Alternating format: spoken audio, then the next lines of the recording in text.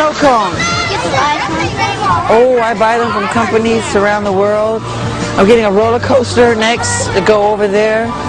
And roller coaster? Do you have a water park?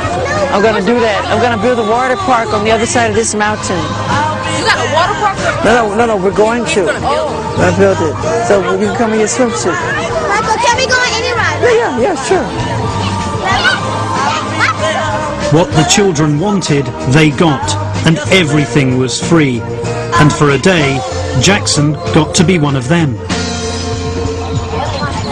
Can I have one too? She called it first and then you called it. Oh, me. Okay, here we go. Sorry.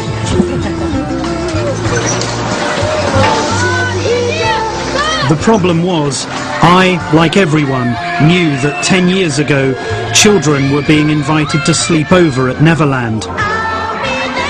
One of them, a 13-year-old boy, accused Jackson of sexual abuse, a claim that cost him millions of dollars.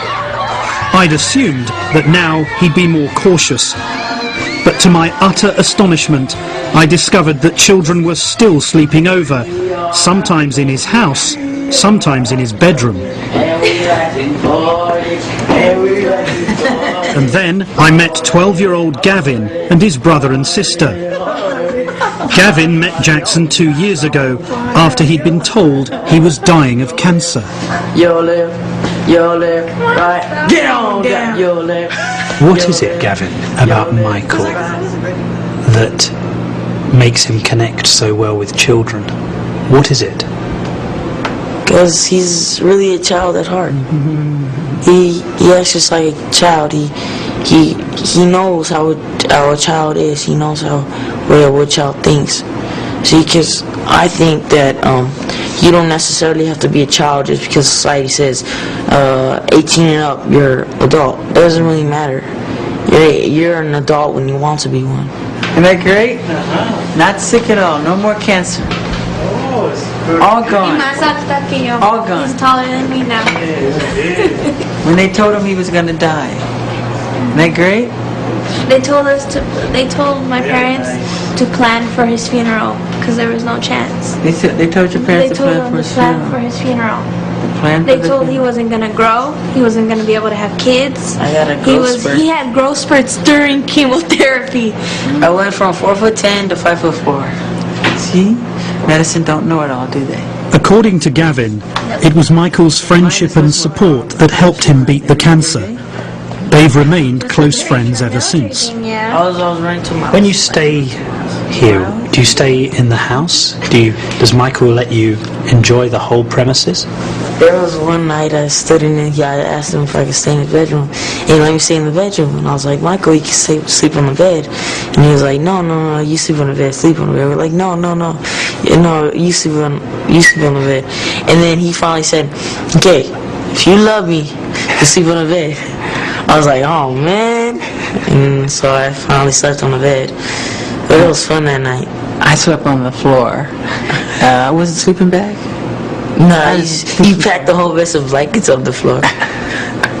What? But Michael, you're a 44-year-old man now. What do you get out of this? What do you get out of this? He's 4. Yeah, I'm 4. I love. I think what they get from me, I get from them. I've said it many times, my greatest inspiration comes from kids. Every song I write, every dance I do, all the poetry I write, is all inspired from that level of innocence, that consciousness of purity. And children have that. I see God in the face of children. And I just love being around that all the time. Are you guys still staying up late? Sometimes I call your house. It's so late. Oh yeah, But you tell me to call late. we did. That was When one time. people hear that children from other families have come and they've stayed in your house, they've stayed in your bedroom. Well, very few. But, some have. And they say, is that really appropriate for a man, a grown man, to be doing that? How do you respond to that? I feel sorry for them because that's judging someone who wants to really help people. Why can't you share your bed? But the most loving thing to do is to share your bed with someone. You really think that? Yeah, of course. You're taking the position that you use every single night that you go into. You sleep, and you're sharing it with another. You say you can have my bed if you want. Sleep in it. I'll sleep on the floor. You can. It's yours. Always give the best to the company. You know, like to him, I said, because he was going to sleep on the floor. I said, no, you sleep in the bed. I'll sleep on the floor. But haven't you got a spare room or a spare house here where he could have stayed? Yeah, but no. Yes, we have guest units, but whenever kids come here, they always want to stay with me. They never want to stay in the guest. And I have never invited them in my room. They always just want to stay. They say, can I stay with you tonight? I go, if it's okay with your parents, yes, you can. Were your parents happy that you were here with Michael? Yeah, my mom was all very, very, very happy. And I know they're happy because I was happy. Did they come with you? Yeah, most of the time, but I wasn't really with my parents. I was mainly with Michael. But they were happy that you were here? Yeah.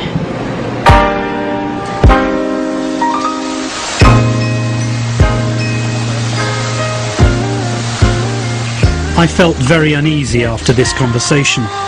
I knew I had to confront Jackson about what I thought was an obsession with children. It just couldn't be avoided. Early in the new year, Jackson agreed to what would be our final meeting, this time in Miami, Florida. There were unanswered questions, lots of them, areas of his life about which I felt he'd been less than honest. His face, his denials about plastic surgery, his relationship with Blanket's mother, and of course, I also wanted to return to the Neverland sleepovers. Confronting him wouldn't be easy, but now it had to happen.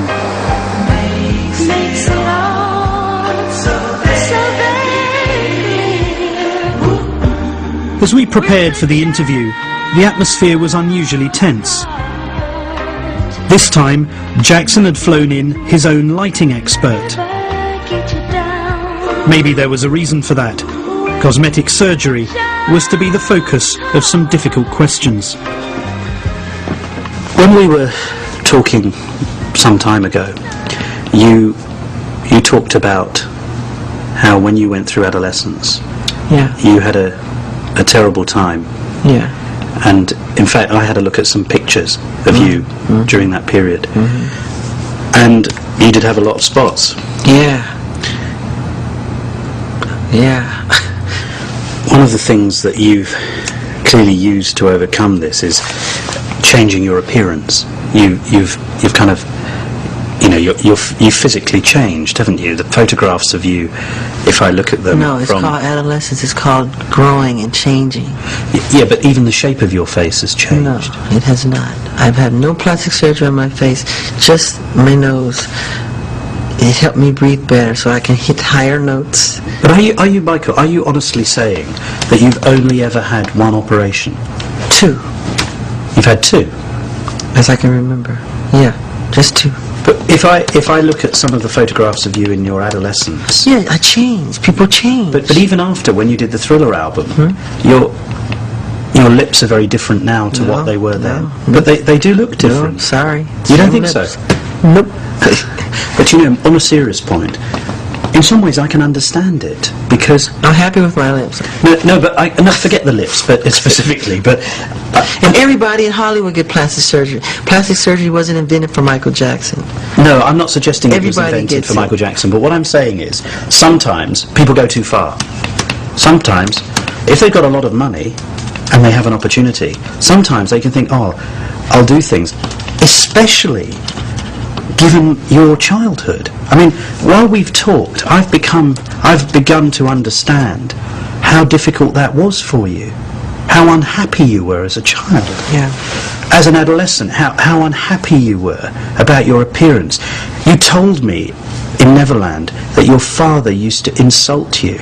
You told me in Las Vegas your father used to talk about your nose. Yeah. So I can understand why you wanted to change your appearance. Yeah. It makes sense. Yeah, I just wouldn't want Just that though, not the whole face, just the nose. They try to say, why do you keep changing it? It's not true. It's just the nose, you know? even though the shape of the face is different. Because I've changed. How have you I was a changed? little